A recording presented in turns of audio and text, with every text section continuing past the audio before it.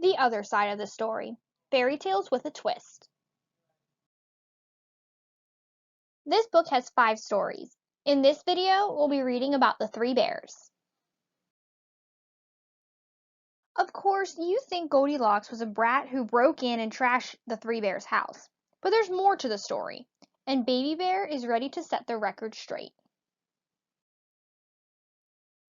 Believe me, Goldilocks rocks. The story of the 3 bears as told by Baby Bear. Written by Nancy Lowen and illustrated by Tatevik Avicyan.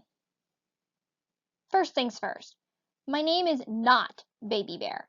It's Sam. And I am not nearly as wee or small or tiny as people think. And Goldilocks? Ever since she broke into my house, she's been one of my best buddies. It's true that she takes a lot of chances, but she's not a bad kid. At least, no worse than me.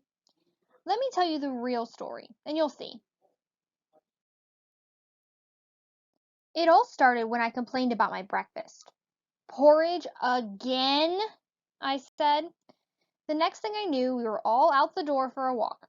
Dad, also known as Papa Bear, grumbled something like, "He'll eat if he's hungry enough." At first, I lagged behind. "Stay where we can see you, Baby Bear," called Mom, aka Mama Bear. I ran ahead. "Not so fast, Baby Bear," called Dad. I stamped my foot. "My name is Sam!" Then I ducked into the woods and took my secret shortcut home. When I reached our house, I heard a voice. Someone was inside. I didn't know what to do. Should I run to Mom and Dad for help, or should I chase off the intruder myself? Baby Bear would have made a run for it, but not Sam. I peeked through the kitchen window. A girl was taking pictures with her cell phone. "Ha! This will teach Little Red Riding Hood to double dare me," she muttered. "Goldilocks does not lose at truth or dare." She paused in front of the porridge bowls. "Ew," she said. I liked her already. Goldilocks took a picture of herself in my dad's chair, then my mom's chair. "You want proof, little Miss Hoodie?" she asked. "Here it is." Next, she took a picture of herself in my chair. When she got up, the chair stuck to her rear. She waddled around. She jumped up and down. Finally, she gave the chair a good whack, and it came off in pieces. "Oops," she said. "There goes my allowance." See, she meant to pay us back. Not that I cared. That chair was way too small for me, too. Upstairs, Goldilocks slipped off her shoes, which was very thoughtful of her, and took some video of herself jumping on my dad's bed and my mom's bed. "I can't believe I'm doing this," she giggled. Now, jumping on beds is not allowed in my house. This was my one and only chance to get away with it. I tapped at the window. "Ah!" Goldilocks shrieked. "Let me in," I begged. "I won't tell." Goldilocks opened the window, and we introduced ourselves. She apologized for breaking in. We were really quite civilized. Then we jumped and jumped and jumped and jumped until we heard my mom calling from the woods.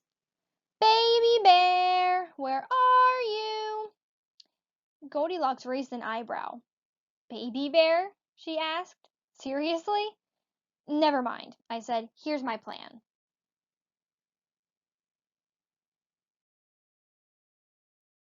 I ran downstairs just as my parents were coming in. "Baby Bear!" Mom exclaimed. "Thank goodness you're okay." "There's an intruder upstairs," I said. "You know better than to go around making up stories," Dad said. They sat down to eat their porridge, their cold, dried out porridge. I brought in my broken chair. "See? The intruder did this." "What a naughty thing to do," Dad said, "wrecking a perfectly good chair just to get our attention." "But I saw her," I insisted. "Come on." I tugged them upstairs and showed them the messy covers on their beds. "Baby Bear, you know that jumping on beds is a big no-no," Mom scolded. "But the intruder," I said, pushing them towards my room. And as soon as we reached my bed, "Boo!" Goldilocks yelled. What happened next was priceless. Run! Dad cried. To our safe place! Mom screeched. And if we don't make it, I love you both with all my heart. I made sure they saw me chasing Goldilocks through the woods. In between her fake screams and my pretend growls, we traded phone numbers. Mom and Dad were so impressed with my courage that they gave me everything I asked for: a bigger chair, spicy breakfast burritos instead of porridge, and a promise to stop calling me Baby Bear. Well, there is one thing I didn't get. Can't I jump on beds? Just once in a while? I asked. No, said my parents, absolutely not. Hey, it was worth a try. If you've read the classic version of Goldilocks and the Three Bears, compare it to Sam's version. What are some things that happen in this story that don't happen in the classic? What are some things that happen in the classic that don't appear in this one? Make sure to check out the other stories from this book on my channel as well. The links will be in the description box.